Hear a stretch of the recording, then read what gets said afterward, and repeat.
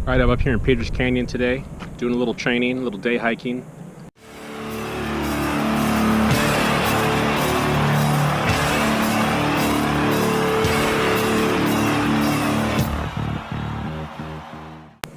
This place is great for training. There's a lot of ups and downs. The trail is really wide in most of the sections. There's also a trail that goes down along the bottom that's pretty much for beginners. You want to bring your dog or bring your kids. I'm on the eastern ridge right now with all the ups and downs. Start to finish, it's about 3.5–4 miles. There's a couple of steep sections to it, but for the most part, I'd say it's an intermediate trail. So I'm just going to be going up and down the trail along this eastern ridge. I'm mostly going to time lapse most of the footage, but there's a couple of spots here and there where I'm going to stop and give a couple of tips to how I do and how I hike and some of the techniques that I do along it.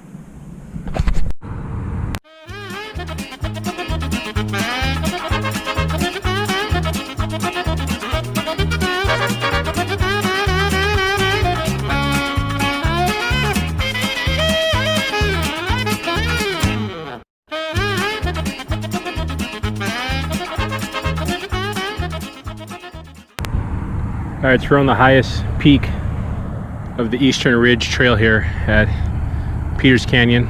You can see in the distance the snow-capped mountain. That's Mount Baldy. That's where I'm going to be in a couple of days. This is my warm-up. Down past there you can see the dam on the northern end. And it's just spectacular house after spectacular house. 360 degrees from here. Looking west now towards the ocean, you can see that's the trail heading back. A little hazy today. That's in the distance, that's Irvine. If you could see those buildings, comes all the way back around towards the freeway here. This is the toll road, I believe it's a 73, I'm not sure exactly.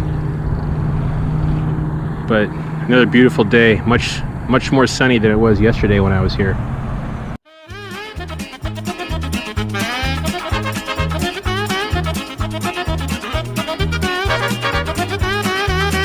Alright, so this is the view looking down the nice big steep hill. This is on the northern end of the Eastern Ridge. It's not too bad here, but once where you see it disappears, that's where it gets real steep.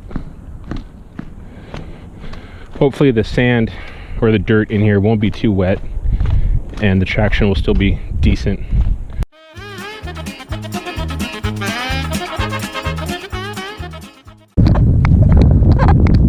Traction was pretty good. There was a couple spots that were a little muddy, but nothing I was going to slip on. Just had to watch my footing a little bit.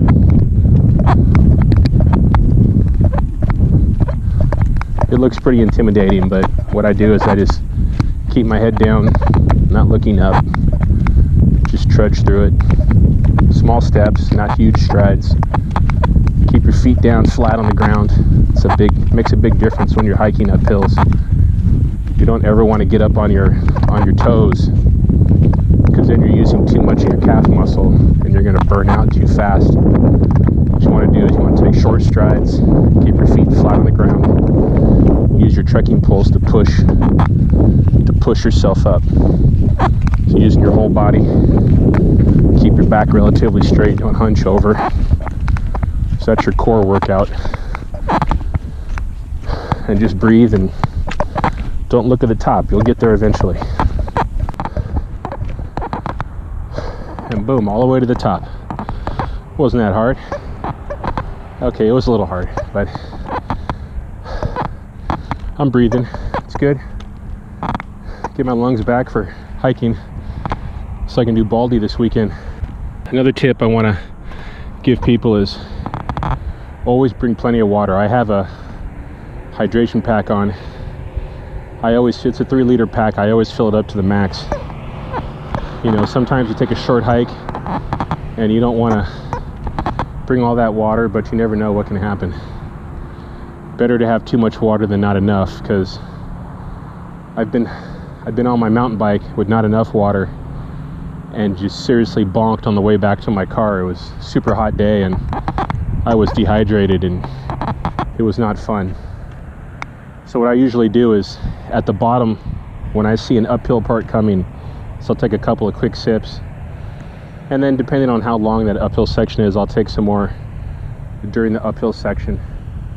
You don't want to take too many though, because like I said, it interrupts your breathing, and when your breathing gets interrupted, you lose that flow of your stride and your breathing, and it slows you down and makes it harder.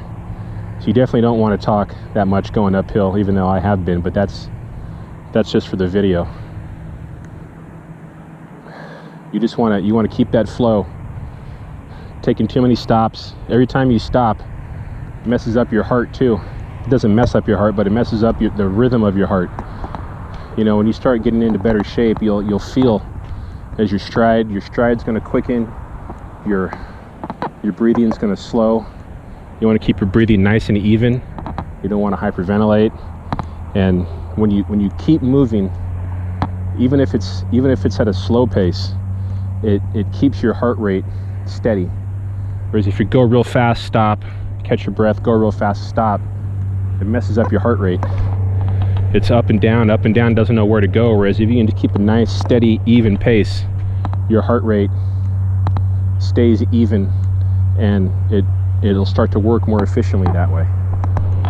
Anytime I see a lot of high brush like this, I expect a scene like at a Jurassic Park, where you look over into the brush and you see the brush moving, and you know something's moving through it, but you can't really see it. But coyotes aren't aggressive like that, so even if there was one out there, he'd just be sitting down chilling. But I always keep my eyes open anytime I go past a section like that, just because I'm a dumbass.